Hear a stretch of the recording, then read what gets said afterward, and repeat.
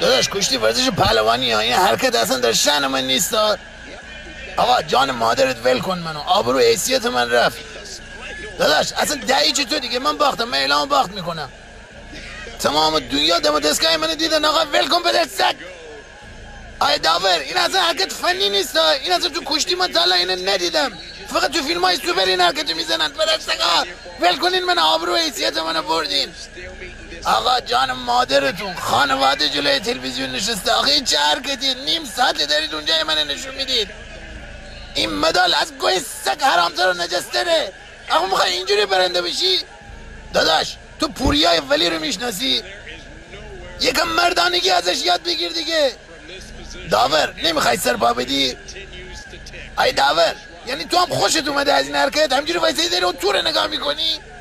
من از دنیای کشتی خداحافظی میکنم. خداحافظ ورزش.